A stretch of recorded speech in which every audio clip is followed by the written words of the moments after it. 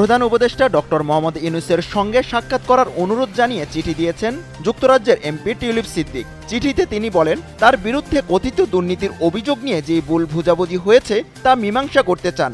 এক প্রতিবেদনে ব্রিটিশ সংবাদ মাধ্যম দ্য গার্ডিয়ান এই তথ্য জানায়।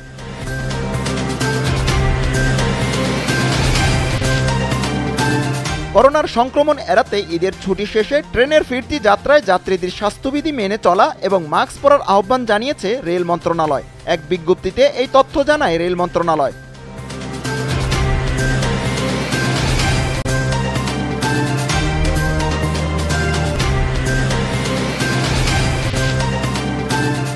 ভারতে আবারও বাড়ছে প্রাণঘাতী করোনা ভাইরাসের সংক্রমণ। ইতোমধ্যে আক্রমণের সংখ্যা ৬,০০০ ছাড়িয়ে গেছে। গত ২৪ ঘন্টায় করোনায় প্রাণ গেছে ৬ জনের। আর নতুন আক্রান্তের সংখ্যা ৭৬৯ জন। এই তথ্য জানিয়েছে ভারতের কেন্দ্রীয় স্বাস্থ্য মন্ত্রণালয়।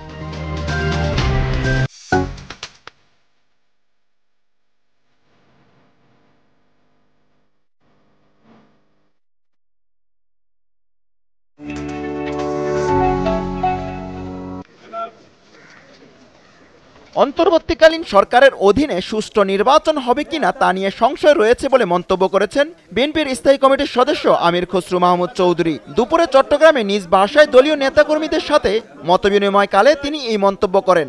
এ সময় তিনি আরও বলেন, বেশিরভাগ রাজনৈতিক দল ডিসেম্বরের নির্বাচন চাইলেও সরকার একটি বিশেষ পক্ষের কথা মাথায় রেখে নির্বাচনের দিনক্ষণ ঘোষণা করেছেন, যা গণতন্ত্র পরিবেশের জন্য গভীর সংকট তৈরি করবে এমনটি জানানো তিনি। বাংলাদেশের সিংহভাগ রাজনৈতিক দলগুলো ডিসেম্বরের মধ্যে নির্বাচন চেয়েছে। সিংহভাগ রাজনৈতিক দলের মতামত আছে অলরেডি। তো মতামত তো সৃষ্টি হয়েছে ডিসেম্বরের পক্ষে। সুতরাং ডিসেম্বরের পক্ষে যেটা মতামত সৃষ্টি হয়েছে সেই মতামতের বাইরে গিয়ে এপ্রিল কেন, এটাই তো প্রশ্ন। তাহলে কাদের স্বার্থে? এখানে কি অন্য কোনো চিন্তা আছে নাকি? এবং যাদের জন্য যদি সেই স্বার্থ উদ্ধারের জন্য আগামী দিনে নির্বাচন প্রশ্নবিদ্ধ হয়, তখন আপনি কী করবেন? এখন সেটা তো সেই প্রশ্ন উঠে গেছে যে এইভাবে এই সরকারের অধীনে প্রভাবিত না হয়ে একটা নির্বাচন হবে, এটাও তো প্রশ্ন হয়ে যাচ্ছে। কারণ কাদের জন্য এই সমস্ত নির্বাচন পিছিয়ে দেওয়া হচ্ছে, কাদের জন্য এই সুবিধা সৃষ্টি করা হচ্ছে, এটার লাভবান কারা হচ্ছে?